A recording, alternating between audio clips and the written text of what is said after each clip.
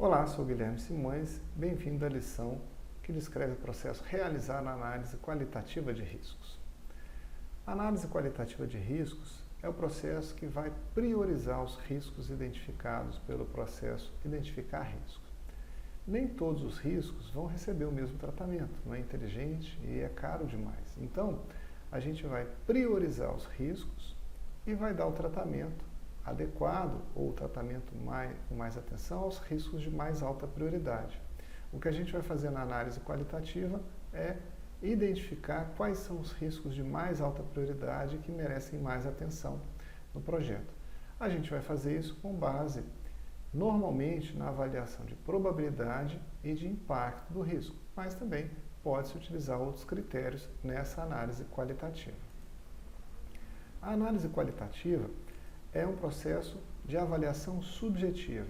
Os participantes envolvidos no processo de análise, que podem ser os membros da equipe do projeto, algumas partes interessadas, eles vão fazer uma avaliação própria, de cada um com base na sua experiência, sua visão, do quão provável e do quão impactante o risco pode ser para esse projeto. E, exatamente por ser uma avaliação subjetiva, a gente não pode esperar que exista consenso nessa análise qualitativa de riscos entre todos os participantes. Alguns podem perceber o risco com uma probabilidade alta, com impacto alto, outros podem pensar diferente. É natural que exista essa divergência. Mas aí que está. O facilitador do processo, ele tem que aproveitar isso como um ponto positivo. Encontrar essas divergências de percepção é uma forma de você acabar tendo uma análise mais rica e terminar com uma avaliação melhor sobre a importância daquele risco para o projeto. Já dizia Nelson Rodrigues, toda unanimidade é burra. Então, você ter visões divergentes ali contribui para você ter uma análise de riscos melhor.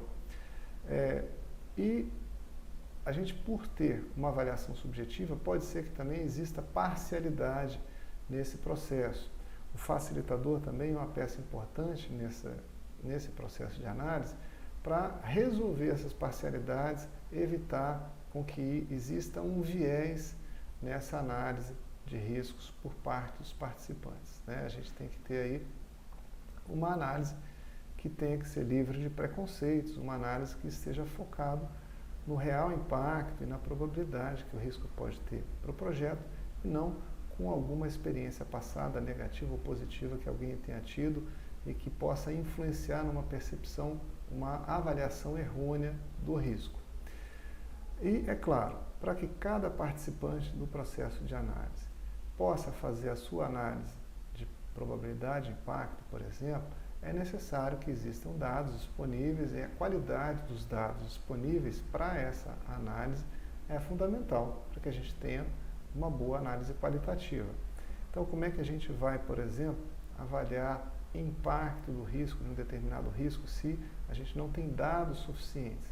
Então, o gerente de projetos, a equipe de gerenciamento de projetos, quando conduz o processo de análise qualitativa, também tem que buscar trazer esses dados para que os participantes tenham a informação correta ou a informação suficiente para fazer a sua análise qualitativa, a sua percepção do risco.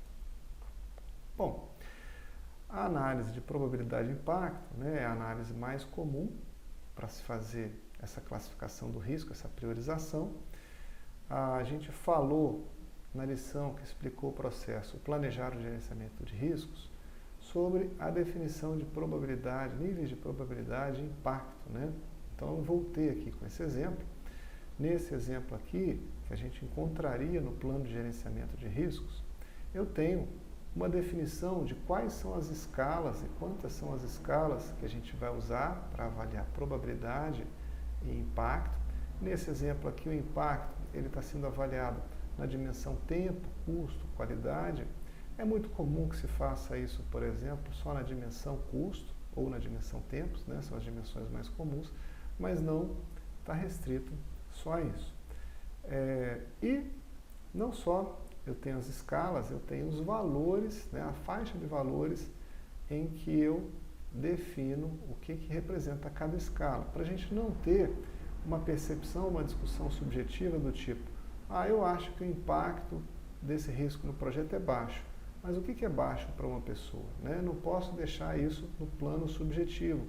Então, essa definição que vai estar presente no plano de gerenciamento de risco vai eliminar essa subjetividade e a gente passa a ter uma análise qualitativa onde todo mundo vai usar a mesma referência. Então, nesse exemplo aqui, se eu tenho um certo risco que tem uma probabilidade de 60% de ocorrer, nessa escala aqui eu vou dizer que esse risco é de probabilidade alta, né? Nessa escala aqui, 51% a 70% é o que ele classifica como probabilidade alta. Vamos falar de impacto. Digamos que eu tenho um risco que pode levar a um atraso de 5 meses no projeto. 5 meses no projeto, por essa escala aqui, também é um impacto alto, porque impacto alto em termos de tempo é de 3 a 6 meses. Então, tem uma forma aí que vai conduzir os participantes a avaliarem com critérios mais objetivos a classificação da importância do risco para o projeto. Bom, probabilidade e impacto são os fatores mais comumente utilizados, né, na análise qualitativa, mas eu posso também utilizar outros parâmetros para essa priorização dos riscos. A urgência, que é o prazo que eu tenho para implementar uma resposta e que ela consiga ser eficaz no projeto. Outro critério, proximidade.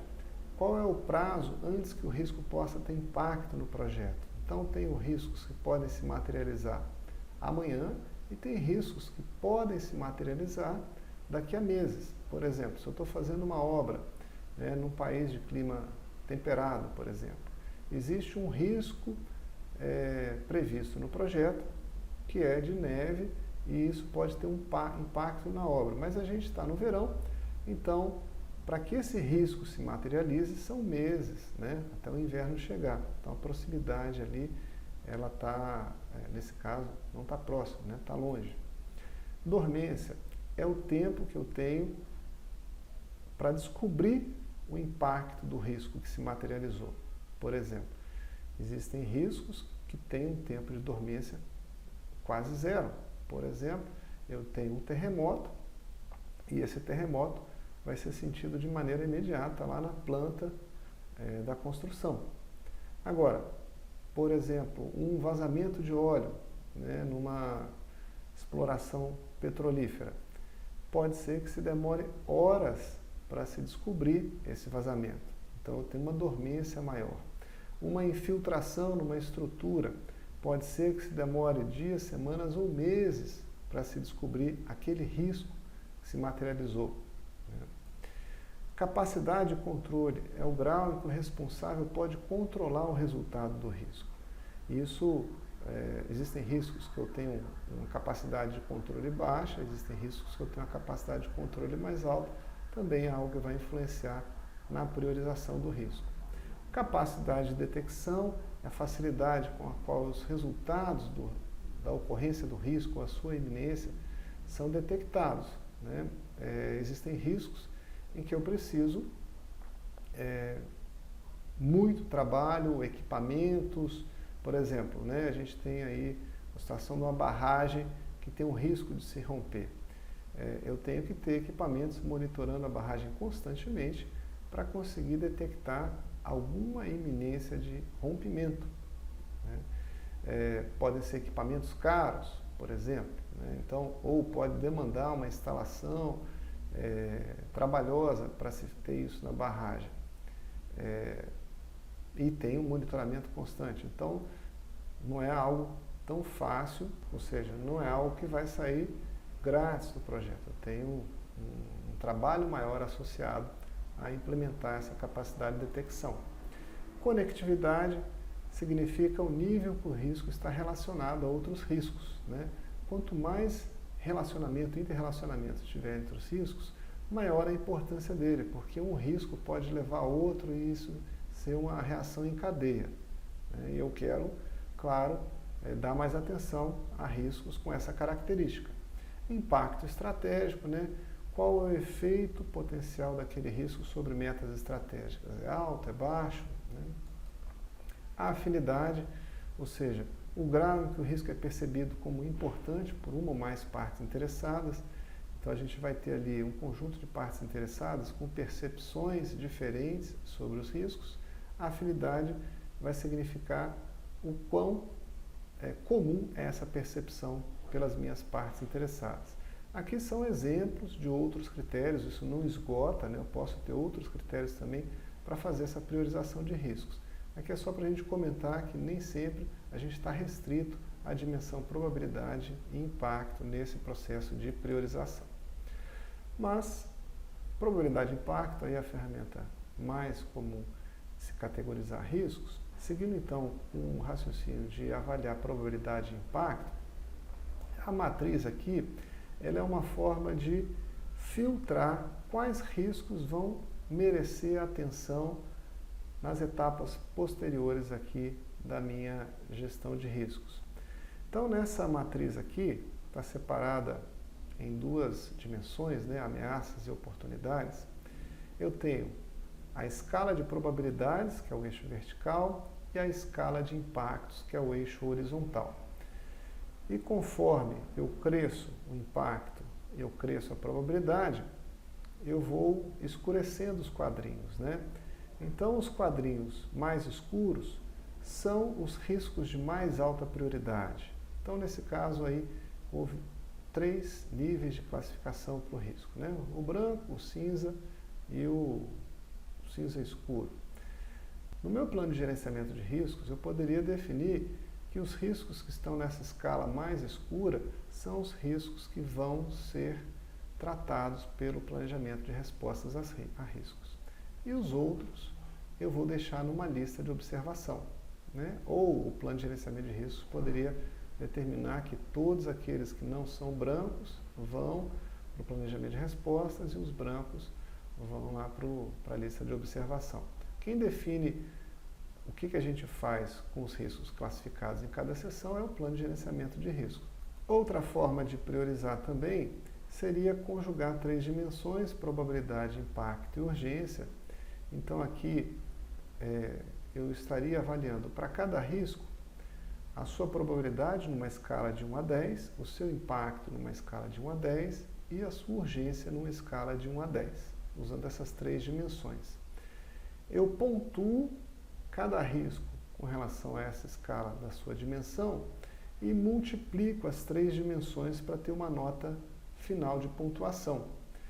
E aí eu tenho uma classificação do risco conforme a nota que eu obtive. Então, isso também, essa classificação, essa escala da importância do risco também estaria definido no plano de gerenciamento de riscos.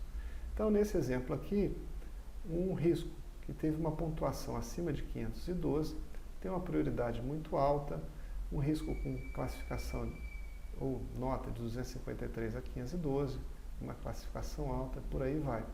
Seria uma outra forma também de priorizar riscos. E a saída principal do processo é uma lista de riscos priorizadas. Eu tenho os riscos preferencialmente agrupados por categorias, porque quando eu agrupo os riscos por categorias, eu vou conseguir identificar causas raiz comum a muitos riscos, ou até uma área, um assunto do projeto que vai merecer uma atenção mais especial. E esse agrupamento também vai me permitir identificar respostas para riscos que possam tratar não só um risco, mas um grupo de riscos relacionados. Eu penso na resposta de forma mais genérica, ou seja, eu vou economizar, né? Com uma única resposta eu estou tratando 2, 3, 4, 5 riscos. Também tem os riscos que vão exigir uma resposta a curto prazo, a lista de riscos que vai exigir uma análise adicional, por exemplo, uma análise quantitativa, um responsável para cada risco de mais alta prioridade, que vai ser responsável por planejar a resposta, garantir que a resposta seja implementada caso aquele risco se materialize, e vou ter os riscos de mais baixa prioridade colocados numa lista de observação para serem monitorados. Por quê? Porque a prioridade do risco pode mudar ao longo do projeto. A importância dele pode mudar, a probabilidade de ocorrência dele também pode mudar durante o projeto. Então, eventualmente, durante o projeto, alguns riscos que estavam em observação, eles podem mudar de importância e isso merecer um tratamento adicional na gestão de riscos. Em resumo, então, a análise qualitativa dos riscos vai priorizar os riscos de mais importância para o projeto, definir um responsável para cada risco de mais alta prioridade e, em processos posteriores, a gente vai planejar respostas a esses riscos. Mas isso é um assunto que a gente vai tratar em outra lição do curso. A próxima lição vai ser a análise quantitativa de riscos, que também complementa esse processo de priorização de riscos. Espero que vocês tenham gostado, um grande abraço e até a próxima.